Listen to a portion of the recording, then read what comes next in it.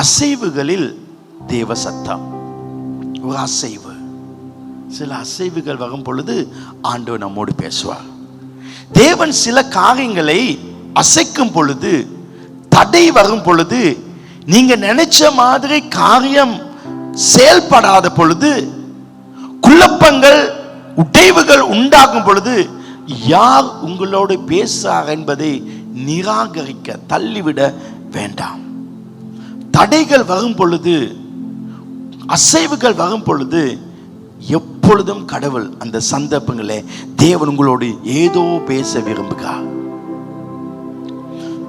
இப்ப குழப்பம் கொண்டு வந்தா அங்க கடவுளுக்கா? உங்களுக்கு தெரியும், சின்ன வயசுல நீங்க வீட்டில் டிவி பார்த்து கொண்டு வீடியோ கேம் விளையாண்டு கார்ட்டூனை பார்த்து கொண்டு ரொம்ப இன்ட்ரெஸ்ட் ஆக்கினத்துல திடீர்னு ஒரு மலை, ஒரு இடி முழக்கம், ஒரு அசைவு, ஒரு பிரச்சனை வருது. அந்த நேரத்தில் பாட்டி உள்ள இருந்து வந்து, என் மகன் டிவியை ஆஃப் பண்ண, ஒரு தடை, ஒரு பிரச்சனை.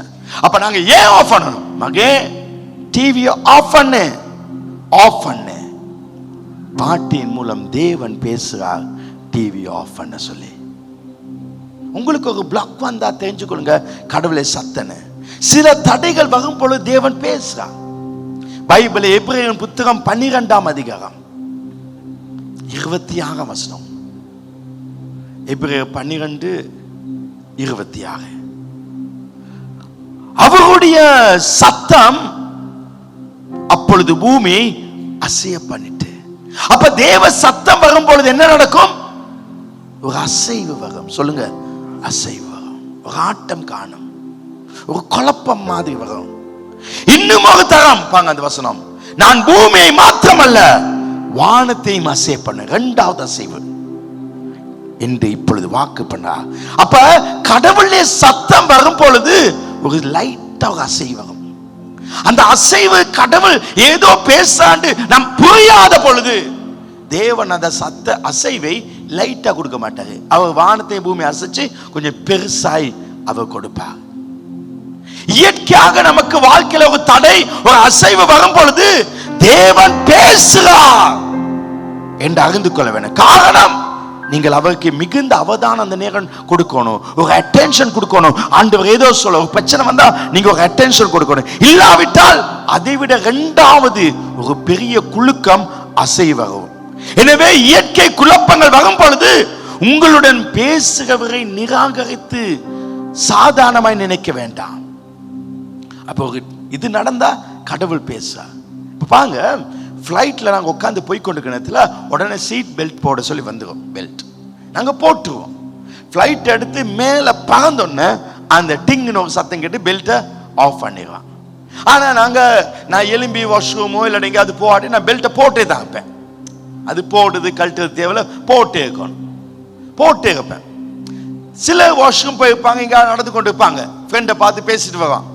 திடீர்னு பிளேன் ஆட ஆரம்பிக்கும். அந்த மேகத்துக்குள்ள போன ஆடுற நேரத்தில் என்ன நடக்கும்? டக்கு நான் ஓடி வந்து பெல்ட் எல்லாம் போடணும், போட்டு இருக்க பிடிச்சு அப்படி இருந்துக்கணும். அந்த அசைவு வந்தோன்ன ஒரு சத்தம் வரும். பைலட் பேசுவாங்க, எல்லாம் உட்கார்ந்து டக்குன்னு சீட் பெல்ட் போடு. அப்ப அந்த அசைவின் பொழுது பைலட் பேசுறா. எங்க வாழ்க்கையில சில அசைவு வரும் பொழுது நம்முடைய பைலட் அவர் பேசுவாங்க, அவர் நம்மோடு பேசுவாங்க. வாழ்வில் சில அசைவுகள் உண்டாகும் பொழுது நாம் நெருக்கமாக இருந்து தேவன் சொல்வதை நினைப்பது கவனித்து அவர் ஆலோசனை கேட்க வேண்டும். சில காரியங்களை செய்யும் பொழுது அசைவு உண்டாகும். சில நேரத்தில் நான் ஒரு வீட்டை வாங்கணும், ஒரு வாகனத்தை வாங்கணும், ஒரு வெஹிக்கிளை வாங்கணும் இருப்பேன். அப்படி நீங்க இருக்கிற நேரத்தில் திடீர்னு அந்த பணம் கிடைக்காம ஒரு டைட்டா இருக்கும். அந்த டைட்டா வந்துச்சுன்னா தெரிஞ்சுக்கொள்ளுங்க, கடவுள் ஏதோ பேசுறாங்க, இது தேவையில்லை, இப்ப தேவையில்லை, அப்ப தேவையில்லைன்னு ஆண்டவர் சொல்றாரு. நாங்க என்ன பண்ணுவோம்? வட்டிக்கு பணத்தை எடுத்து அங்க பணத்தை எடுத்து ஏதோ செஞ்சு போட்டுறோம். அந்த அசைவுல கேட்கல, பின்பு எங்க வாழ்க்கை அழிகிற மாதிரி ஒரு பிரச்சனை. கடவுள் சில நேரத்துல ஒரு பிசினஸ் செய்ய ஸ்டார்ட் பண்ணத்துல ஆண்டவர் எங்களோடு பேசுவாங்க, இது வேணாப்பா. அப்படி எப்படி பேசுவாரு ஆண்டவர்? வால்டர் அப்படி பேச மாட்டாரு. திடீர்னு கொஞ்சம் குழப்பமா இருக்கும். ஒரு குழப்பம் வந்துச்சுன்னா ஆண்டவர் பேச நிப்பாட்டுங்க.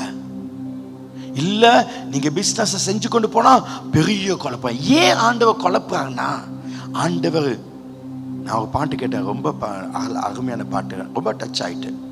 அதாவது தாயின் கருவில் நாங்கள் உருவாக்கும் முதல் அவள் நம்மை அறிந்திருக்கா, அப்படிதான் படித்தோம்.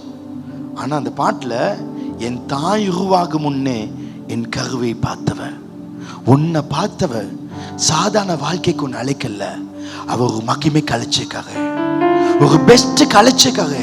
அதனாலதான் உண்மையில அன்பா இருந்து நீ எங்கேயாவது வழி விலகும் பொழுது தட்டுகா, உன்னை நல்ல இடத்துக்கு கொண்டு போக, உன்னை அசைப்பா. அதை செய்யாத, அதை செய்யாத, இல்லாட்டி எங்களுக்கு பெரிய தடைகள் வரும். ஒரு முறை எனக்கு எங்க டேடி எங்க அண்ணனுக்கு ஒரு பைக் வாங்கி கொடுத்தாரு, ரெண்டாவது தம்பிக்கு வாங்கி கொடுத்தாரு, எனக்கு கொடுக்கவே இல்லை. ஆனா அவங்க மேல அன்பாக்க இன்னைக்கு அவங்களுக்கு ஆசுதம் வச்சுக்க கத்த அப்படியே கணத்தில் பாங்க. நான் எப்படியாவது பைக் ஒன்று வாங்கணும், மோட்டர் பைக். அப்போ CG 125 ஒரு பைக் இருந்துச்சு, சும்மா புல்லட் மாதிரி இருக்கும். எடுக்கலான்னு இருந்தேன், கையில் பணம் இல்லை. அந்த டைம் 35,000 சொல்லுது. இந்த நாட்களில் எப்படியும் ஒரு 5 லட்சம் அது. அதை எடுக்கணும், பணமே இல்லை. அப்போ தடை வகுத்தன ஒரு அசை வகுத்தனை விட்டுக்கணும், அதை விட்டுக்கணும். அது பாவிச்ச பைக் ஒன்று. அந்த பிரச்சனைக்கு ஆண்டவர் கொஞ்சம் தடையை போட்டு காட்டணும்னு அது இல்லைன்னு நான் முயற்சி செஞ்சு நான் பணத்தை வட்டிக்கு ஏதோ எடுத்துட்டேன். ஆனா அந்த நேரம் ஒரு ஊழியத்தை செஞ்சு கொண்டு ஒரு மிஷனரி ஒரு ஆர்கனைசேஷன் இருந்துச்சு, கொரியன். அவங்க மாசத்துல ஒரு நாள் அந்த மீட்டிங் வைப்பாங்க. அங்க போவேன். அங்க போகிற நேரத்தில் நாங்க வந்துட்டுன்னு எழுதுகிற நேரத்தில் போட்டுக்கோங்க குளம், உன் ஊழியத்துக்கு என்ன தேவை, ஒரு பைக் தேவை. அப்படியே 3 மாசம் எழுதிட்டேன். 4வது மாதம் நான் அந்த பைக்கை கொண்டு போய் அந்த மீட்டிங்கு போகிற நேரத்தில் அந்த புதுசாக வாங்கினேன் பழைய பைக் தான். நான் எப்படியோ ஆண்டவர் கொடுத்து வேணாம் சொன்னதை நான் வாங்கிட்டேன். ஒரு அசை வந்தால் அது யோசிக்கல. இப்போ நான் உங்களுக்கு சொல்லிக் கொடுக்கறதுனால தான் இன்றைக்கி உங்களுக்கு விளங்குது. நான் சொல்லிக் கொடுக்கறதுனால உங்களுக்கு விளங்குது. இப்போ அந்த அசை வந்தோன்னே நான் எப்படியோ கஷ்டப்பட்டு உடச்சு கொண்டு அந்த சத்தத்தை பார்க்காம எடுத்துட்டேன். இன்றைக்கி நாங்கள் தப்பு பண்ண காரணம் நம்மளோட ஆசைகள். நம்மளோட ஆசை ரொம்ப பெருசு. வேணான்னு சொன்னது நாங்கள் விரும்புவோம். பைக் எடுத்துட்டு நான் வாங்கிட்டு கடன் பட்டு வாங்கிட்டு பைக் கொண்டு போய் அங்கே வாசலில் வச்சுட்டு உள்ளே வந்து உட்காந்து பாட்டெல்லாம் படித்து அங்கே செமினால இருக்கேன். திடீர்னு அந்த கொரியன் என்பது வந்தார். வந்து பின்னுக்கு தட்டினா, வால்டர் பைக்குன்னு. அப்படியே பைக்கை கேட் கிட்ட வச்சு வந்துட்டேன். ஏதோ டிஸ்டர்ப் போல. ஆமாம், அந்த பைக் இந்த பைக்கு உண்ட பைக்கா வாங்கிட்டியா? ஆமாம் சரின்னு சொல்லி போயிட்டாரு. பார்த்தா அவர் எனக்கு ஒரு புது பைக் வாங்கி தந்தாரு. நானே வாங்கி கட்டிட்டேன்.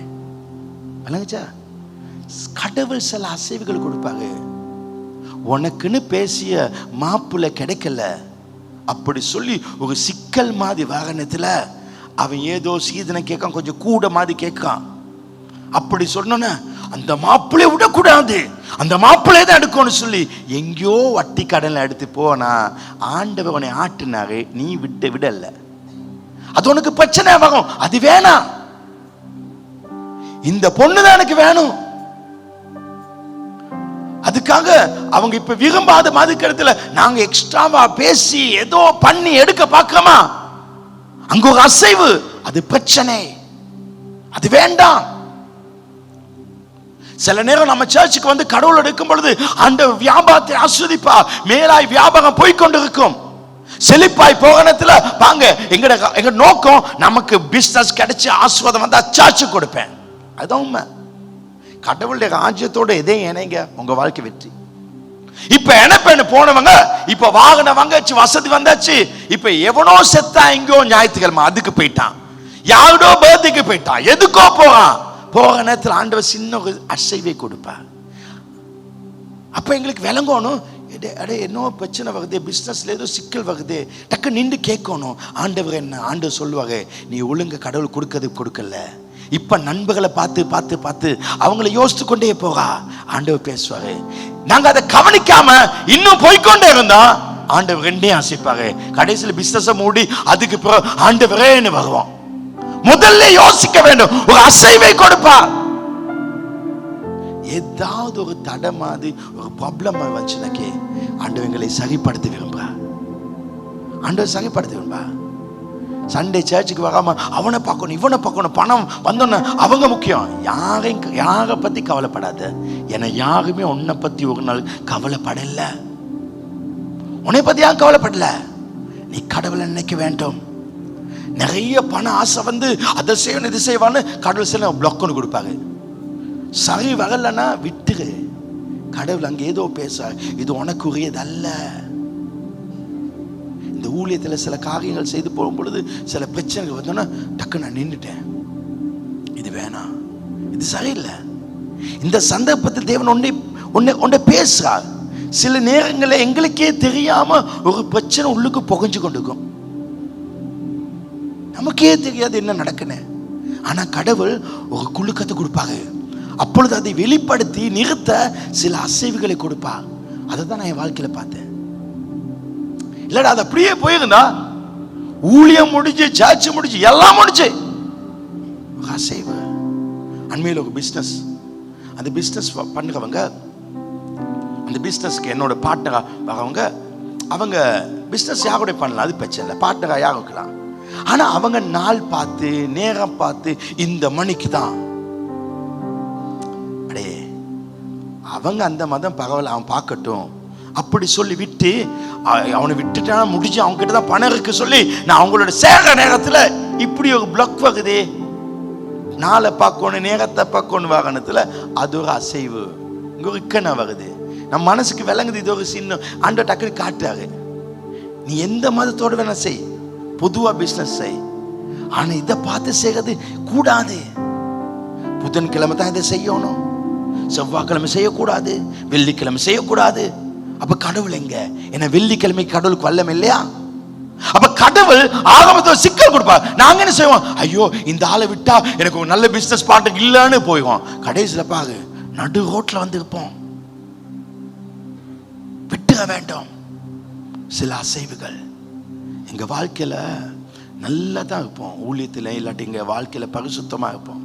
எங்களை அறியாம எங்கேயோ படத்துல அந்த லைட் ஆட்டுவாங்க, சின்ன ஒரு ஆட்டம், ஆனால் அதில் டேமேஜ் வராது. அந்த ஆட்ட வாகனத்தை டக்குன்னு பிளங்கணும், இல்லைன்னா ரெண்டாவது டேமேஜோட தான் நமக்கு நிற்கும். சில நேரத்தில் பாங்க இந்த கொடுக்கல் வாங்க சேனத்தில் உங்க மனசுல இவனுக்கு கொடுக்காத அப்படி சொல்லி ஒரு கதை வரும். அப்ப நாங்க என்ன செய்வோம்? இல்லை பகவான் இவனுக்கு கொடுப்போம், கொடுத்தா இப்படி பெருசு அடுக்கல் நினைச்சு கடைசியில் எல்லாம் போயிடும். ஆண்டவர் அசைப்பா அசைப்பா. வாழ்க்கையில சில காரியங்கள் வளமை போல் இல்லாமல் திடீர்னு கொஞ்சம் அப்செட் ஆகுதா தெரிஞ்சுக்கொள்ளுங்க, இது நமக்கு ஆகாது, இங்க குழப்பம் இருக்குன்னு தெரிஞ்சுக்கொள்ளுங்க. இதுதான் கடவுள் பேசுவது. ஆனா இப்படி சில அசை வரும் பொழுது நான் சொல்றேன், நல்ல செய்தி என்னண்டா, உங்க வாழ்க்கையில் இப்படி அசை வந்திருந்தா நல்ல செய்தி என்னன்னா, ஆண்டவர் இன்றைக்கு உங்களோட பேசிக்கொண்ட இருக்கான்னு அர்த்தம். அம்மாவா இல்ல, உங்க வாழ்க்கையில் அசைவு வரலையா? வந்துச்சு தானே, வந்துச்சு. ஆண்டவர் பேசிக்கொண்டிருக்காரு. அப்படி அசையாடுதான் பிரச்சனை, ஆண்டவர் பேசலன்னு அர்த்தம். வாழ்க்கையில அடிக்கடி அசைவுகள் உண்டானால் தேவன் அடிக்கடி உன்னோடு பேசிக்கொண்டிருக்கா, உன்னோடு பேசிக்கொண்டிருக்கா. உனக்கு வரும் அசைவுகளால் உன் ஆவிக்குரிய வாழ்க்கையில மாற்றங்களை கொண்டு வர விரும்புகிறார். சின்ன ஒரு பிரச்சனை வந்தோன்னு என்ன நடக்கும்? சேஞ்ச் வாங்க ஸ்பிரிச்சுவல் லைஃப்ல. அடே இது என்னடா இப்படி ஒரு பிரச்சனை, ஆண்டவரே என்னை காப்பாத்துங்க, எனக்கு உதவியாங்க, ஆண்டவரே நான் இனிமேல் இப்படிதான் இருப்பேன், இப்படிதான் இருப்பேன், இப்படிதான் இருப்பேன்னு எங்க லைஃபை மாத்தலாம், ஆண்டோட இணைந்த வாழ்க்கை வாழலாம். சின்ன ஒரு லாஸ்ட் வந்தோன்னு, சின்ன ஒரு நஷ்டம் வந்தோன்னு கடவுளோட சேகலாம் சேகலாம். திடீர்னு உங்களுக்கு நல்ல அன்பா பழகி கொண்டு இருந்த இல்லாட்டி பாய் ஃப்ரெண்டோ கேர்ள் ஃப்ரெண்டோ இல்லாட்டி நல்லா இருக்குவேன், திடீர்னு உங்களுக்கு ஏதோ குழப்பம் மாதிரி வந்துட்டான். ஐயோ இவனை விட்டா எனக்கு முடியாம போயிடும், எதுவும் இல்லாம போயிடும் சொல்லி நீ அவனை அட்ஜஸ்ட் பண்ணி போவாத, விட்டுரு. அந்த சைன் ஒன்று கொடுக்காரு. ஏன்னா உங்களுக்கு உதவி செய்ய 10 பேர் இருந்தால், நான் உங்களுக்கு சொல்றேன், உங்களுக்கு உதவி செய்வது ஒரு ஆணோ பெண்ணோ அல்ல, அது என் ஆண்டவர் ஆணையிட்டபடியால் தான் அந்த 10 பேர் இருக்காங்க, வேறு எதுனாலும் இல்லை. அந்த நபர் போனா போட்டு, ஏன்னா கொடுத்தவர் ஒரு வாசலை அடைக்கும் பொழுது அவர் 7 வாசல்களை கொடுப்பார். உன்னை கைவிட மாட்டார், உன்னை விட்டு விலக மாட்டார், உன்னோடு கூட இருக்கிறவர் உனக்கு பக்கபலமாக இருப்பார். அதுதான் ஆண்டவர். ஆண்டவருடைய கரம் உன்னோடு இருக்கு. ஆண்டவர் உன்னை நேசிக்கிறார் மகனே, ஆண்டவனை நேசிக்கிறார் மகளே. தேவன் ஒரு அசைவை கொடுக்கிறார் என்றால் அது வேண்டாம், அது வேண்டாம். உட்கார்ந்து உட்கார்ந்து காலேஜில் இந்த ஃப்ரெண்ட்ஸ் எல்லாம் ஒரு குரூப் போட்டாங்க. அந்த குரூப்பில் திடீர்னு நாங்கெல்லாம் போனோம். அப்போ ஒரு ரேஸ் கோர்ஸில் பெரிய பார்ட்டி, அவங்கெல்லாம் குடித்தானுங்க. நானாக குடிக்கவே இல்லை. குடித்தேன்னா ஃபோட்டோ எடுத்து ஃபேஸ்புக்கில் போட்டுப்பானுங்க இல்லைஞ்சானே. ஆனால் அது பிரச்சனை ஆக்கல. ஆனால் திடீர்னு இந்த கிறிஸ்டியன் கேத்தலிக்னு ஒரு பிரச்சனை மாதிரி ஒரு போஸ்டர் போட்டான். அதாவது அற்புதம் நடக்கிறது பற்றி ஒரு தப்பான போட்டான் ஒரு கேத்தலிக். அப்போ நான் சில காகத்தை போட்டுட்டு எனக்கு வேலை ஆயிடுச்சு, கடவுள் இங்கே ஒரு பிளாக்கை கொண்டு வர, இவனுங்களோட சேர்ந்து போனேன்னா எங்கேயோ வந்துடும். உடனே குரூப்லேருந்து எக்ஸிட் ஆகிட்டேன். சின்னதுலேருந்து இருந்தவனுக்கு நான் எக்ஸிட் ஆகிட்டேன். ஏன்னா அந்த அசைவு எனக்கு காட்டுது, இவன்களோட நீ போய் கொண்டு இருக்கிறது உன் வாழ்க்கை எங்கேயோ போயிடும், ஊழியம் இல்லாமல் போயிடும். நம்ம ஆண்டுக்கு மட்டும்தான் சொந்தமாக வாழணும். ஆண்டு நமக்கு சொல்லிக் கொடுக்காது. உங்கள் வாழ்க்கையில் திடீர்னு ஒரு தவறான பாதையில் நீங்கள் போகிறீங்க, உங்களுக்கு தெரியாது. ஆண்டு உங்களை அசைக்கா, உங்களுக்கு அசைவை கொடுக்கா, அதில் உங்களை சரிப்படுத்திக்கொள்ளுங்க. ஒரு அசைவு உங்களை சரிப்படுத்திக்கொள்ளுங்க. இந்த இயற்கை அசைவுக்கு காரணம் நம்ம அதிகம் உலக காரியங்களை இணைந்து இருப்பதனால் அதிலிருந்து ஆண்டு வேறு பிரிக்க விரும்புவார். நல்ல கவனிங்க, ஏன் அசைவது? இதுலேருந்து வேறு பிரிக்க. சில பக்கத்து வீடோடு நல்லா பேசி கொண்டுப்போம். திடீர்னு ஒரு பிரச்சனை வந்துச்சுன்னா தெரிஞ்சுக்கோ, கடவுள் வேணாம் சொல்கிறாரு. என்ன பக்கத்து வீடு? இல்லை இல்லை இல்லை, அது அப்படியே போயிட்டு எங்கேயோ போகுது. ஆண்டவர் இப்பவுமே உன்னை நிப்பாட்டுறாரு. சில உறவுகள் நமக்கு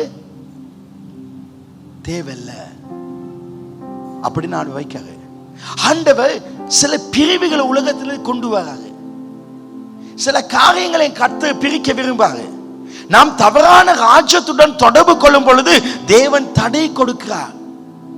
தேவன் விரும்புவதில்லை நாம் இந்த ராஜ்யத்துடன் இந்த உலகத்துடன் இணைந்திருப்பதை, உலக காரியத்தில் ஈடுபட்டிருப்பதை தேவன் விரும்புவதில்லை. விரும்புது ஒரு காலத்தில், இப்ப இல்ல முந்தி சில கூட நான் பழகி கொண்டு நல்ல ஃப்ரெண்ட்ஸாக இருந்தாங்க. ஆனால் அவங்க சில சில காரியங்களுக்கு போகிறதுல சில காரியங்களை பார்த்து சொன்னாங்க, நாள் பார்த்து சொன்னாங்க, நேரம் பார்த்து அவங்களுக்கு அட இப்படி இப்படிலாம் நடக்கும் பார்த்து அவங்களுக்கு பார்க்க அவனுக்கு நடக்க ஆரம்பிச்சுட்டு அந்த நாளில் அந்த டேட்டில் அட இத்தனாம் தேதி எங்களுக்கு நடக்கும் என்ற ஜாதகத்தை இப்படி சொல்லிட்டாங்க, இப்படி இப்படி வந்து நினைச்சா அப்படி சொல்ல ஆரம்பிச்சுட்டாங்க. திடீர்னு எனக்கும் அவங்களுக்கும் பிரச்சனை வந்துட்டு நான் ஒதுங்க வேண்டி வந்துட்டேன். ஏன்னா எதுக்கு ஆண்டு இது கொடுத்தான்னா நான் இன்னும் கொஞ்சம் 2-3 மாசம் நானும் போயிட்டு பார்த்துப்பேன். ஆமா, அப்படி பார்த்தா என்ன நடக்கும்? ஆண்டவர் நம்மை பிரிப்பா, ஆண்டவர் நம்மை வேறு பிரிப்பா. நாம் உலகத்தில் இருந்தாலும் உலகத்துடன் கட்டுப்பாட்டு வாழக்கூடாது. எனக்கு அம்மா முக்கியம், என் அப்பா முக்கியம், என் பிள்ளைகள் முக்கியம், என் குடும்பம் முக்கியம். ஆனா நான் கட்டுப்படக்கூடாது. நான் கட்டுப்படணும் அவரோடு தான். அதே தான் அவர் விரும்புகிறார். அப்ப ஒரு பிரச்சனை வர்ற நேரத்தில் நம்ம தெரியணும், கடவுள் ஒரு அலர்ட் கொடுக்க.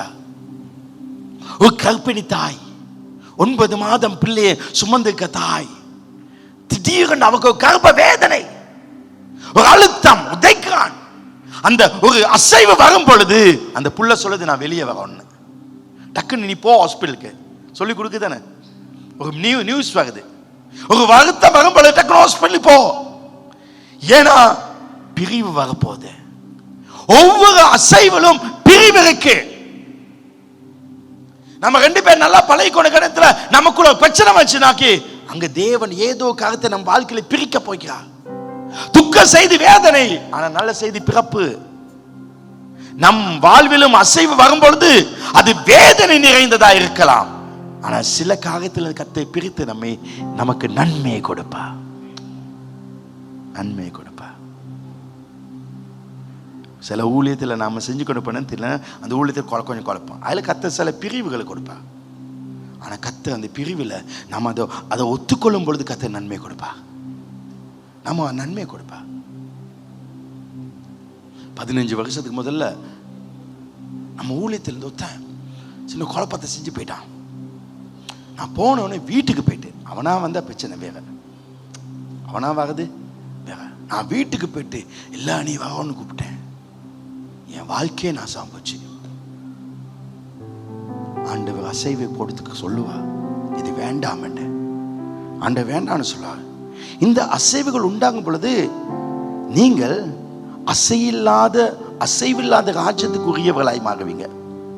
கடவுள் உங்களை வித்தியாசமா மாற்றுவார். அசைவில்லாத ஒரு வாழ்க்கை கொடுப்பார். அந்த அந்த அந்த ராஜ்யம் ஏன்னா அசைச்சு உங்களை அசையாத ராஜ்யத்துக்கு கொண்டு வரார். 27ஆம் வசனத்தை போடுங்க. 12:27. இன்னும் ஒரு தரம் என்கிற சொல்லானது, அதாவது அதுக்கு வசனத்தை பார்த்தோம். நான் இன்னொரு தரம் அசைப்பேன். அதுல அர்த்தம் இன்னும் ஒரு தரம். அதை போடுங்க 27. இன்னும் ஒரு தரம் என்கிற சொல்லானது அசையாதவைகள் நிலைத்திருக்கத்தக்கதாக. அடுத்தது அசைவுள்ளவைகள். எது ஆடிச்சு? எனக்கு ஒரு அசை வந்துச்சா? உங்களுக்கு ஒரு அசை வந்துச்சா? அந்த அசைக்கப்பட்டவைகள் உண்டாக்கப்பட்டவைகளை போல மாறி போகும் என்பதை குறிக்கிறது. எப்படி ஆண்டவர் முதல்ல வச்சாரோ உனக்கு ஒரு அசை வந்தா நீ மறுபடியும் அதே மாதிரி வந்துவாய். எந்த நோக்கத்துக்கு வந்தாயோ அதே மாதிரி வந்துவாய். எதுக்காக ஆண்டவர் உண்டாக்குனார்? நம்ம வாழ்க்கை எல்லாமே எதை செஞ்சாலும் ஆண்டவர் ராஜ்யத்தோடு சேர்ந்துக்கணும். நமக்கு பிசினஸ் கிடைச்சா அது சர்ச்சோட இணையணும். தொழில் கிடைச்சா சர்ச்சோட இணையணும். அதுதான் முக்கியம். நிறைய பேர் இப்போ துபாய் போவாங்க, வேற நாடு. நான் உங்களுக்கு முதலே சொல்ல, நீ போய் அங்கே நல்ல சர்ச்சை பார்த்து அங்கே முதல்ல சர்ச்சில் சேரு. உன் சம்பளம் சர்ச்சுக்கு, உன் வாழ்க்கை சர்ச்சுக்கு பிரோஜனமாக தான் வெற்றி. நீங்கள் ஏதாவது சர்ச்சில் சும்மா போய் உட்காந்து வந்தால் எந்த போச்சு இல்லை. ஒன்று நீ கொடுக்க வேண்டும், இல்லை நீ ஊழியம் செய்யணும், இல்லை நீ ஆத்துமாதாயம் பண்ணணும். இதை செய்யணும். அப்ப ஆண்டவர் என்ன செய்யறாருன்னா, உன்னை அசையாம இருக்க ஆண்டவர் முதல்ல மாத்துறாரு. அதுக்காக தான் அசைக்காம இருக்காரு. இப்ப எனக்கு அந்த பைக்கை கொடுத்து அந்த அசை வந்துச்சு, ஆனா நான் கேட்கல. ரெண்டாவது எனக்கு அந்த பைக்னால என் வாழ்க்கையே போச்சு, பெரிய அசைவு. இப்ப நான் ஏதாவது வாங்கினேன் டிஸ்டர்ப் பண்ண செய்ய மாட்டேன். இப்ப என் வாழ்க்கை இதுகள் செய்யனால என் வாழ்க்கையில் அசைவு இல்லாமல் வாழ முடியும். அதுக்கு அசைவு இல்லை சொல்ல, என்னை இன்னும் சரிப்படுத்திக்கிறான். அப்ப இந்த உலகத்தில் இணைந்து இருந்தால் அசைவு வரும். உங்களுக்கும் ஒரு மனிதனுக்கும் தவறான தொடர்பு இருந்தால் அசைவு வரும்.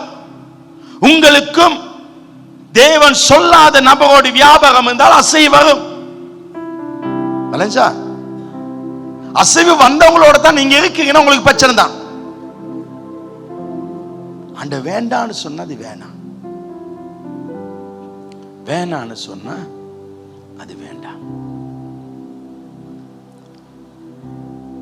பாங்க இந்த அசைவு வந்தனால நாங்க எங்க லைஃபை ஸ்ட்ராங் பண்ணிட்டு நம்ம ஆண்டு ராஜ்யத்துக்குரியவங்களாக ஆண்டவுக்குரியவங்களா இருந்தா எங்க வாழ்க்கையில் இந்த பூமியில அசைவே வராது, அசைவு வராது. பாங்க பூமி அசையும். இந்த பூமியில தான் இந்த பிளைட்டை கண்டுபிடிச்சாங்க. இந்த பிளைட் இரும்பெல்லாம் பூமியில தான், பூமியில பிளைட் செய்யலாம். பெரிய பிளைட்டா போகுது, 25,000 மைல் தூரத்துல மேல பறக்குது. முழு உலகமே பூமி ஆதிச்சு, முழு உலகத்துக்கு பூமி ஆதிச்சு. உலகமே ஆடுது, இலங்கை ஆடுது, ஜப்பான் ஆடுது, அமெரிக்கா ஆடுது, பில்டிங்கள் உடையுது. ஆனா பிளைட் ஆடுமா? ஆடாது. ஏன்னா நீங்க ஆவியில இருக்கீங்க. ஆண்டு இதுக்காக உன் வாழ்க்கை நீ அசையக்கூடாது என்பதற்காகத்தான் அவர் அசைச்சு எங்களுக்கு சொல்லி கொடுக்க. இந்த காலையில் ஒரு வார்த்தை சொல்றேன். இன்னைக்கு 21ஆம் தேதி. இந்த 3 மாதங்கள் 31ஆம் தேதி மார்ச் மட்டும் உங்க லைஃப் ஒரு பிரச்சனை இல்லாம அசையாம போக வேண்டும். ஆமென்னு சொல்லி எடுத்துக்கொள்ளுங்க. நான் ஏதாவது டேட்கள் சொன்னா அது ஆமென்னு சொல்லுங்க. ஏன்னா அது அப்படி நடந்ததா நிறைய பேர் சொன்னாங்க. இன்றைக்கு 21ஆம் தேதி ஜனவரி, 31ஆம் தேதி உங்க பிசினஸ், உங்க லைஃப் அசையாமல் போக வேண்டும். ஆமென். அப்ப இந்த பிளைட் வந்து இங்க எவ்வளவு குழப்பம் வந்தாலும் அங்க அசையல. காரணம் என்னன்னா, அது ஒரு துண்டாவது பூமியோடு இணைந்து இல்ல. நம்ம உலகத்தோடு இணைந்து இல்லாவிட்டால் உங்க வாழ்க்கை வெற்றியாக்கும். கடவுளே வாழ்க்கை அசைச்சா உங்க வாழ்க்கை அசைச்சிருப்பாங்க. ஒருவேளை இதுதான் தெரியாம தான் கர்த்தர் இன்றைக்கு உன்னை சரிப்படுத்தி உன்னை நல்ல இடத்துக்கு கொண்டு போப்பா. அசைவுகள் தேவன் கொடுக்க காரணம் உங்களை அசையாத ராஜ்யத்தோடு இணைக்க. அப்ப நீங்க இந்த மிஸ்டேக் பண்ணாட்டி உங்களுக்கு லைஃப்ல பிரச்சனை இல்லை, லைஃப்ல பிரச்சனை இல்லை. அப்ப பாஸ்டர் பிரச்சனையே இல்லாத வாழ்க்கை, கோவிட்டே இல்லாம பொருளா அதெல்லாம் இருக்கும், ஆனா உனக்கு பிரச்சனை வராது. அதே ஃப்ளைட் கதை சொல்ல, ஒரு ஃப்ளைட் போகுது, ஒரு சின்ன பையன் 12 வயசு 10 வயசு பையன் டிவி கேம் விளையாண்டு கொண்டிருக்கான். டிவியை பார்க்கான், கேம் அடிக்கான், ரொம்ப சிரிச்சு கொண்டு எக்ஸைட், அவன் ரொம்ப துல்லியமா விளையாடுறான். பக்கத்தில் ஒரு பாட்டி உட்காந்துருக்காங்க. ஃப்ளைட் ரொம்ப ஃபுல், எல்லாரும் பயந்துட்டாங்க. ஏன்னா ஃப்ளைட் குலுக்க ஆரம்பிச்சுட்டு எல்லாம் பெல்ட்டை போட்டு கடவுளை வேண்டாம், ஏன்னா ஃப்ளைட் அவ்வளோ குலுக்கும், குலுங்கி போகுது. இவன் மட்டும் விளையாடுறாங்க, எல்லாம் பயந்துட்டாங்க, யாஸ்டர்ஸும் பயந்துட்டாங்க, எல்லாம் பயந்துட்டாங்க. ஆனால் இவன் மட்டும் விளையாண்டு கொண்டு இருக்கான். அந்த பாட்டி கேட்குது, அடே எல்லாம் பயந்து உயிரை கையில் வச்சுக்கோ, உனக்கு பயம் இல்லையான்னு. அப்பா அவன் சொல்றான், ஃப்ளைட் ஓட்டுறதே எங்க அப்பா தான். ஆமென் ஆமென்.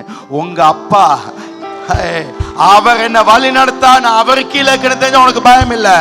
மகன் இருளின் பள்ளத்தாக்கு வரும், ஆனால் பொல்லாப்புக்கு பயப்பட தேவன் என்னோடு கூட என்றால் கர்த்தர் மேய்ப்பராக்கார், நான் தாழ்ச்சடேன். அவர் என்னை புல்லிடங்களிலே மேய்த்து அமர்ந்த தண்ணீர் அண்டை கொண்டு போவார். என் ஆத்துமாவை தேட்டு தமிழ் நீதியின் பாதையில் என்னை வழி நடத்துவார். என் பாத்திரம் நிரம்பி வலிக்கிறது, என் ஜீவனால் எல்லாம் நன்மையும் கிருபையோட, ஏன்னா கர்த்தர் மேய்ப்பர். ஆமென். காமுக்கங்க உங்க வாழ்க்கையில இந்த சந்தர்ப்பத்தில் யார் உங்க மேய்ப்ப? உங்க புருஷனா, உங்க பொஞ்சாதியா? என்ன பாஸ்டர் புருஷன் பொஞ்சாதி பிரிக்கீங்க? ஆமா, பிரிக்கணும் கொஞ்ச நேரம். ஞாயிற்றுக்கிழமை பார்த்து மாமி வீட்டுக்கு போகணும்னு சொன்னா அப்ப ஒரு பிரச்சனைக்கு விளைஞ்சா, ஞாயிற்றுக்கிழமை பார்த்து எங்கேயாவது ஒரு பயணம் போகணும்னு சொன்னா ஒரு பிரச்சனைக்கு, வீட்டில் இவ்வளவு தேவை இருக்கணத்தில் என்னத்துக்கு நீங்கள் பணத்தை சேர்த்து கொடுங்க கேட்டால் அங்கே பிரச்சனைக்கு. நான் என் பிள்ளைகளுக்கு எல்லா கடமையும் கொடுத்துருக்கேன், எல்லாம் செய்ய வேண்டிய காலத்து செஞ்சுக்கேன். அதுக்காக அவங்க கேட்ட ஆசைப்பட்ட எல்லாம் கொடுக்கல. போன வாரம் கூட என் மக கேட்டா, டடா இது ஒன்று வாங்கித்தாங்கன்னு. நான் சொன்னேன், இப்போ என்னென்னோ செலவு பாரு, இன்னும் 30 லட்சமும் தேவை, என்ன பண்ணுறேன்னு தெரியாம கொஞ்ச நாள் கொஞ்சம் எனக்கு சர்ச் முக்கியம். ஏன்னா என் லைஃப் சர்ச்சோட அணைச்சிக்க. நீங்கள் நினைக்கணும் என்ன பிள்ளை கேட்குற எல்லாம் கொடுத்து கொண்டுக்கணும். அவங்களுக்கு வச்சுக்க கட்டளைகள், அவங்களுக்கு வச்சுக்க நியாயப்பிரமாணம் ரொம்ப பெருசு. இப்படித்தான் வச்சுருக்கேன். அதெல்லாம் அவங்களுக்கு வெளியே விளங்காது. விளைஞ்சா இந்த சர்ச்சில் ரொம்ப ஏச்சிப்பட்டது, ரொம்ப அடிப்பட்டது என் மகன் தான். அவன் சின்ன வயசில் அடிப்பட்டு கம்பெல்லாம் உடஞ்சி போச்சு, சர்ச்சில் வச்சு அடித்தேன். இப்போ நிறைய பேருக்கு நான் அடிக்கிறேன்னு பிரச்சனை, நிறைய பேருக்கு அடித்தேன்னு பிரச்சனை. என் பாவமே என் பெரும் பாவமே. விளைஞ்சா அதை விட்டுருவோம். நான் சொல்கிறேன், கடவுள் நம்ம அசைப்பாக, ஆனால் இந்த அசைவில் நாங்கள் திகழ்ந்துட்டோம்னா இனி நமக்கு அசைவு வராது. இந்த அசைவில்லாத வாழ்க்கை நாம் வாழ்வோம். எதையாவது செய்ய போய் ஒரு இது தேவையில்லை, இது சரியில்லைன்னு யாராவது சொன்னா ஒரு குழப்பம், பரவாயில்ல அப்படி சொல்லி செய்யாதீங்க, விட்டுருங்க. அது விட்டுருங்க. உங்களோட வீட்டில் பொண்ணு பார்க்க வராங்க, வாகனத்தில் யாரோ சொந்தக்காரன் குத்தி விட்டு அந்த மாப்பிள்ளை வரலை பார்க்க. இப்போ யாரோ குத்தி விட்டான்னு சொன்னாக்காக இப்போ நீங்கள் போய் இல்லை என் பொண்ணு தங்கமானவனு சொல்லி அவங்ககிட்ட போயிட்டு 10 பேர் அனுப்பி முக்கிய எடுக்காத. ஏன்னா அந்த சனியை வேணாம். ஏன்னா கடவுள் தான் யாரோ ஒத்தனை வச்சு சொல்ல வச்சு உன் வாழ்க்கையில் உன் புள்ளட எதிர்காலத்தை அவர் செழிப்பாக்கி அவளை ஒரு பெரிய இடத்தை கொண்டு வர அவர் வச்சா. அங்க நம்ம முயற்சிகளை செய்ய பார்க்கிறோம்.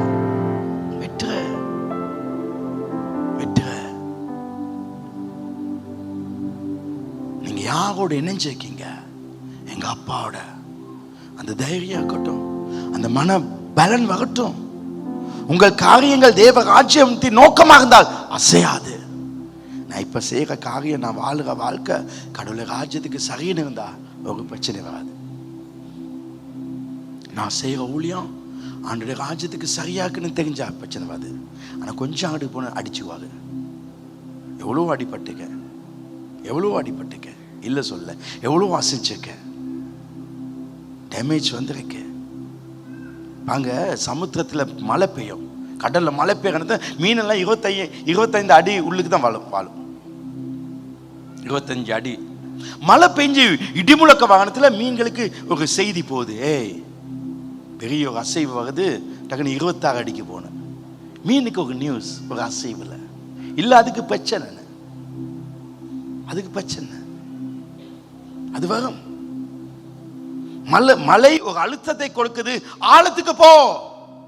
குழப்பங்கள் ஒரு அழுத்தத்தை கொடுக்குது, மகனே கடவுளுக்குள்ளே ஆவியிலே ஆழத்துக்கு போ. நல்லா ஜாம் பண்ணு. உன் வாழ்க்கை எங்கோ தப்பா போகுது, ஜெபி, உபவாசத்தை போடு, கடவுளோட டைம் ஸ்பெண்ட் பண்ணு, காலைல எலும்பு. ஏன்னா உனக்கு ஒரு பிரச்சனை வருது, நீ ஒரு தப்பான பாதையில போக, ஒரு குழப்பம் வந்துச்சுன்னா டக்குன்னு ஆண்டவரோட ஆழத்து போகணும். ஒவ்வொரு அசைவிலும் அவமான நிந்த வரும்.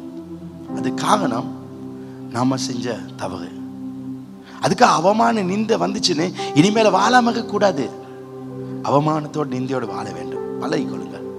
ஏன்னா உலகத்துல பெரிய பெரிய சாதனையாளர்கள், பெரிய பெரிய உயர்ந்த கோடீஸ்வரர்கள், பெரிய பெரிய தலைவர்கள் எல்லாரும் அவமானப்பட்டு இருக்குங்க. அவமானப்படாத ஒரு தலைவன் கூட இந்த உலகத்துல இல்ல. அவமானமே இல்லாம ஒரு பாஸ்டர் ஊழியம் செய்யணும்னா நாளுக்கு நாள் ஒரு பலக வீட்டுல உட்கார்ந்து 5 பேரை கை தட்டி சோத்திரனை பாட்டு படிச்சு ஒரு ஏழை வாழ்க்கை வாழ்ந்து சின்னதா வாழலாம், சின்னதா வாழலாம். ஒரு பாட்டை செருப்பை போட்டு, ரப்பர் செருப்பை போட்டு போட்டா, ஓ இவ எப்படி பாவம், முடியும் பகட்டு தலையோடு இப்படி கோட் ஷூட் போடாம வச்சலாம் போடாம அப்படி இருந்தா, ஓ பாவம், எந்த பிரச்சனையும் வராது. ஆனா பெருசா சாதிக்கணும்னு நினைச்சா அவ பெரிய கூட்டம் வேணும், பெரிய பணம் வேணும், அதை எடுக்க நினைச்சா அவமானம் வரத்தான் செய்யும். மிஸ்டேக் நடக்கும் தானே நம்ம கையிலே. மிஸ்டேக் இல்லாத ஒரு பரிசுத்தமான எலும்பியங்களை பார்ப்போம், அவனுக்கு மாலை போட்டு அவார்ட் கொடுக்க எல்லாருக்கும் நடக்கும். ஒவ்வொரு மனிதரை புரிந்து கொள்ளுங்கள், அறிந்து கொள்ளுங்கள். இப்ப வாங்க, அந்த அவமானம் வரும். ஏன்னா பெருசா சாதிக்க போனா, நம்ம பெருசா ஏதாவது செய்ய போனா எதையோ பண்ணி செய்வோம். சில நமக்கு சில இந்த குரங்கு புத்தி வந்துடும். இந்த பிரதை கொஞ்சம் எடுத்து டக்குன்னு எடுத்து, இந்த சிஸ்டர் கொஞ்சம் வச்சுக்கணும், சேப்பை வச்சுக்கொண்டா டக்குன்னு வந்துக்கணும். பார்த்தா சேப்பை வைக்க எப்படி வேக பிரச்சனை இருக்கும். ஆமா, அப்படிதான் வரும். இவங்களோட கொஞ்சம் கூட அன்பா இருப்போம், அப்பதான் இவங்க ஊழியத்தை சப்போர்ட் வைப்பாங்க, அது வேக பிரச்சனை உண்டாக்கும். அப்ப அவமானம். அதுக்கு பிறகு தட்டுனால் உன்னை நான் ஒன்று சொல்லேன், கடவுள் உன்னை வைத்து செய்ய நினைச்சதை அவர் கைவிட மாட்டார். இந்த உலகத்துல மனுஷங்களை மாதிரி அவர் ரொம்ப அன்பு நிறைந்தவர், அவர் ரொம்ப பாசம் நிறைந்தவர். உன்னை அவர் கைவிடவே மாட்டார். எல்லாரும் உன்னை கேவலப்படுத்த அவர் கைவிட மாட்டார். விளைஞ்சா சில நேரத்தில் அவங்க முக்கியம், இவங்க முக்கியம் அப்படின்னு நினைப்போம், ஒண்ணுமே இல்லாம இருப்போம். ஆனா திடீர்னு பணம் வந்து கொஞ்சம் அழகா வந்து வசதி வந்தோன்னு, சொந்தக்கான அங்க கூட்டி போகணும், இங்க கூட்டி போகணும், என் பாட்டி வச்சு சொந்தத்தை கூப்பிடணும், 25வது சில்வர் ஜூப்ளி கொடுக்கும், அது பர்த்டே பார்ட்டி எல்லாம் சொந்தம், ஃப்ரெண்ட்ஸ் எல்லாம். நான் கேட்கிறேன், உங்களுக்கு இதுவரை யார் மூலம் பிரச்சனை வந்துச்சு? சொந்தத்தினாலும் ஃப்ரெண்ட்ஸ்னாலும் தானே. அதே தான். அப்ப அவமானம் வந்துக்கும். ஆனா நான் சொல்றேன், இனிமேல் அந்த அவமானம் வராதபடி வாழ, ஒரு அசைவு வராமல், ஒரு பிழை வராமல் வாழ நீங்க அவருடைய ராஜ்யத்தோட இணைஞ்சுக்கணும். அவமானம் இல்லையா இருக்கு எனக்கிட்ட இருக்கு. அவமானம் சொல்றது ஒரு ஷூ போல, ஒரு ஷூ போட்டுக்க தானே, இதான் அவமானம். ஷூ பாதி அது எங்களோட தான் இருக்கும். நான் இங்க போனா என்னோட வரும், அது இல்லாத இடம் இல்லப்பா. எல்லா இடக்கும் பெருசா வாழ நினைச்சா இருக்கும். ஆனா அதுக்காக இந்த ஷூவை கழட்டிட்டு நான் இங்க வச்சு அசிங்க அழகாக்குமா? சொல்லுங்களேன். இல்ல. அதை தூக்கி ஏசிக்கு மேல வச்சு அழகாக்குமா? ஐயோ, இந்த அவமானத்தை எடுத்து எல்இடி வாலுக்கு மேல வச்சா, 1 கோடிக்கு மேல வச்சா அதுக்கும் அசிங்கம் வந்துடும், அவமானம் வந்துடும்.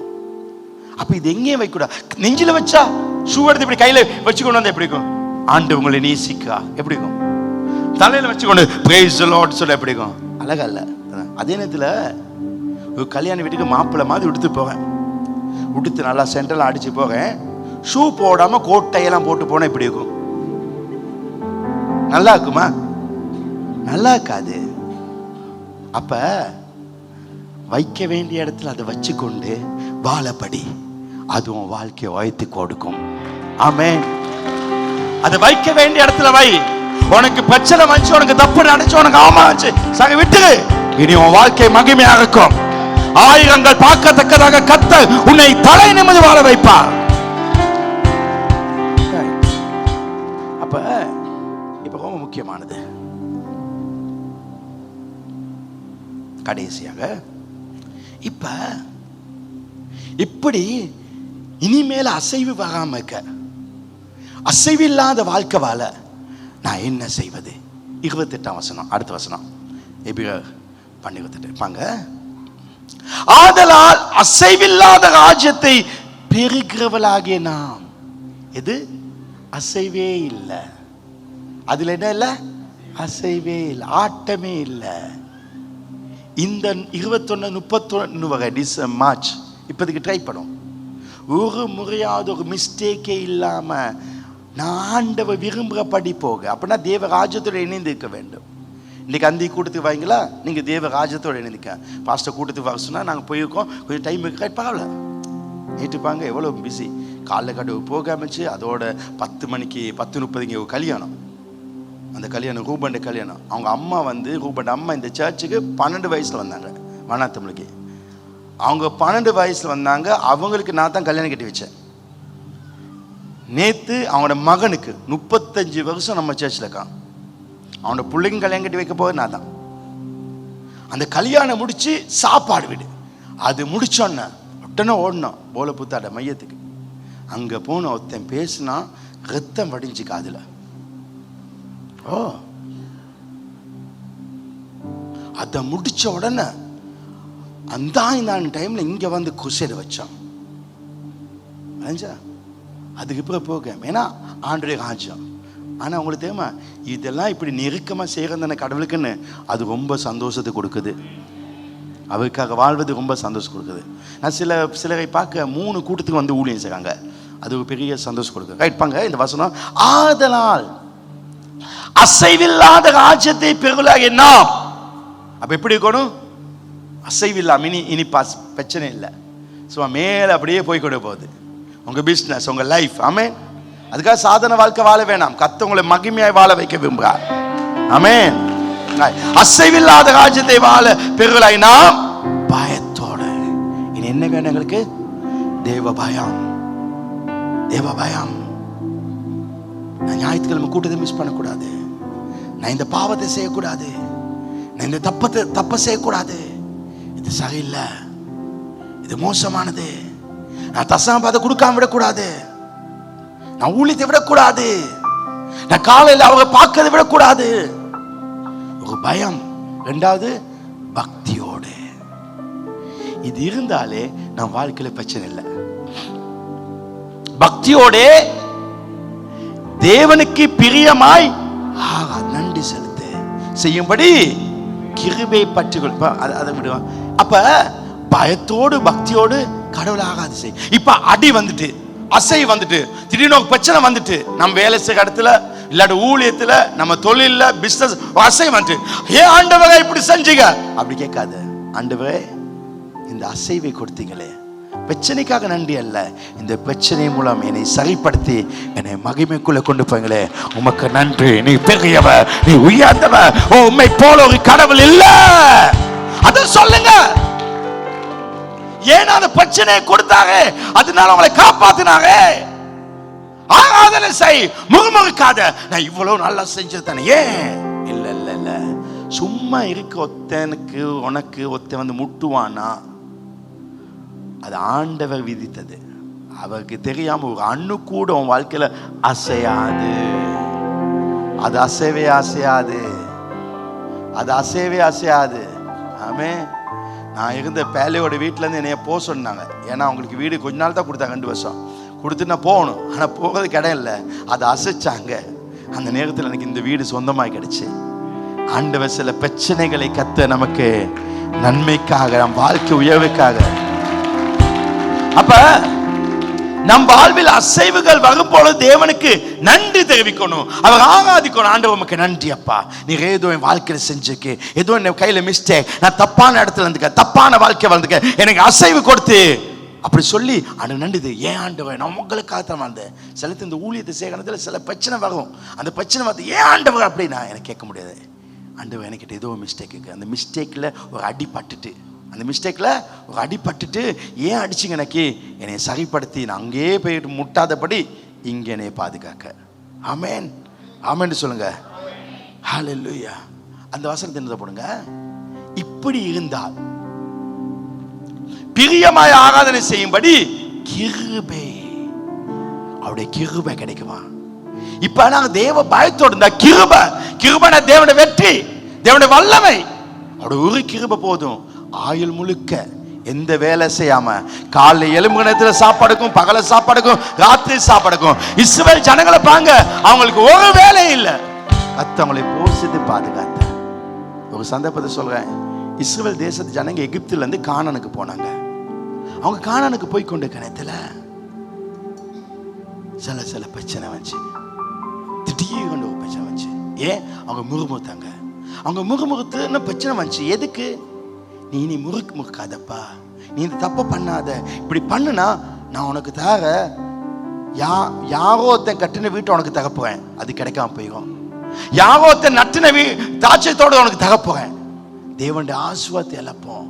அதனால தான் நிறைய இடங்கள்ல அவங்களுக்கு பிரச்சனை வந்துச்சு. அவங்களுக்கு குழுக்குனா சில செத்தாங்க. ஏன்? நன்மை தகப்படி. உங்க வாழ்க்கையில் அசைவுகள் வந்திருந்தால் அந்த அசைவு தான் உங்களை இன்றைக்கும் இந்த சர்ச்சில் வச்சிருக்கு, ஆண்டவருக்குள்ள வச்சிருக்கு. ஆமே, ஆண்டவரோடு வாழ வச்சிருக்கு, ஒரு பரிசுத்த வாழ்க்கை கொடுத்திருக்கு.